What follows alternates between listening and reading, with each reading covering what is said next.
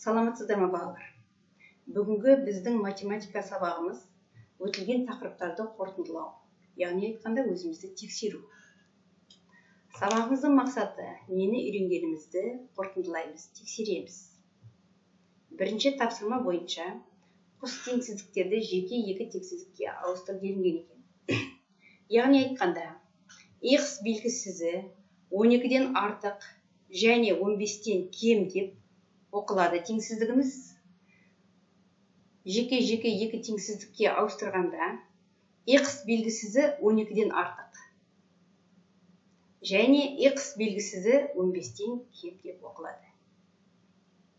Осы тапсырманың бөліміне келетін болсақ, сан сәулесіне қос теңсіздіктердің шешімдерінің жиынын белгіле.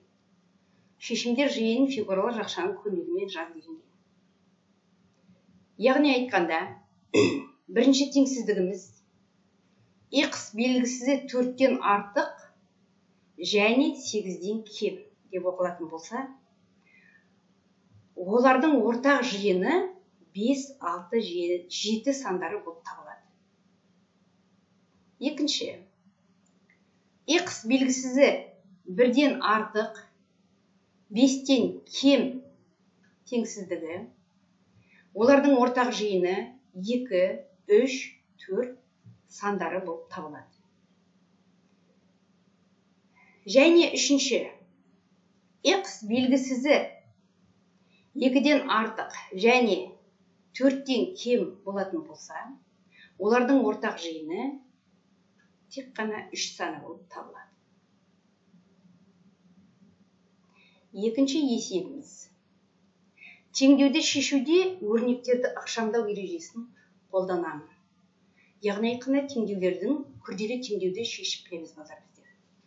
Яғни айтқанда x пен 50-дің бөліндісі көбейтемін 60-ға тең болады 540 теңдеуі берілген. Біздер теңдеуімізді бірден ықшамдап аламыз. X бөлінген 50 тең болады 9 деп бір жақты теңдеуге түсіреміз. Бір жақты теңдеуіміз x тең болады 50 көбейтілген 9 болады. 50 мен 9-дың көбейтіндісін тауып, 400x-ті 450-ге тең жасаймыз. Яғни айтқанда жауапты тексереміз. 450 мен 50-дің бөліндісі көбейтемін 60-ға тең болады 540 болады. 540 тең болады 540. Екінші тапсырманың А тапсырмасын мен сіздердің өздеріңізге қалдырамын. Үшінші тапсырмамыз біздің салыстыру. Балдар, мына жерде бізге берілгені бөлімдері бірдей жай бөлшектері бар өрнектерге талдау жасай аламыз және салыстырамыз делінген. 13 пен 2 бөлшегі мен 13 пен 5 бөлшегінің қосындысына 13 пен 11 бөлшегінің 13 пен 5 бөлшегінің айырмасы артық немесе тең кем делінген.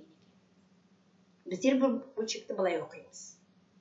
13 пен 2 бөлшегінен 13 пен 5 бөлшегінің қосындысы 13 пен 11 бөлшегі мен 13 пен 5 бөлшегінің айырмасынан артық.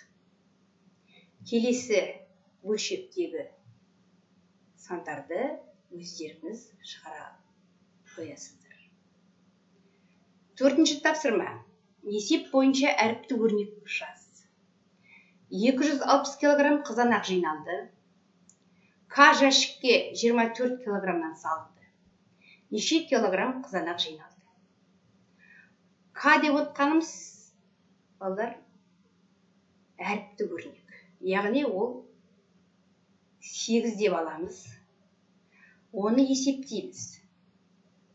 260 алынған жақшаның ішінде К көбейтілген 24-ке. Бірінші, жақшаның ішін орындап аламыз. 8 бен 24-ті көбейткенде 192 шығады. 260-тан 192-ні алып тастағанда 68 шығады. Яғни айтқанда жауабы 68 кг қызанақ қалды. Бесінші есебіміз. Өрнектегі амалдардың орындалу ретінің дұрыстығын тексереміз. Біздерге балалар мынандай есеп берілген екен. Әлия өрнектердің орналасу ретін дұрыс қойды ма? Тексер. Қатесін түзетіп, өрнектің мәнін есепте делінген. Яғни айтқанда, Әлия бірінші өрнектің жақшаңышын орындаған, екінші одан шыққан санды бөлген, үшінші олардан шыққан санды көбейткен. Әлия өрнектердің орналасу ретін дұрыс емес қойды. Яғни айтқанда, бұл өрнектерді бірінші көбейтеді екенбіз. 1508-ді 214-ке көбейтіп аламыз. Және екінші амалымыз 48 мыңнан 47.884-ті шегереміз. Және одан шыққан сандарды бөлеміз. Осы есептерге қарай отырып, келесі есепті өзің шығарып көр. Сонымен балалар, бүгінгі сабағымызда қос теңсіздіктердің шешімін жиыннан белгіледік. Және күрделі теңдеулерді шештік. Бөлшектерді салыстырдық. Есеп бойынша өрнектер жаздық. Өрнектерді амалдардың орындалу ретінің дұрыстығын анықтадық. Яғни, біз өтілген тақырыптарды қайталап, өзіміз тексердік.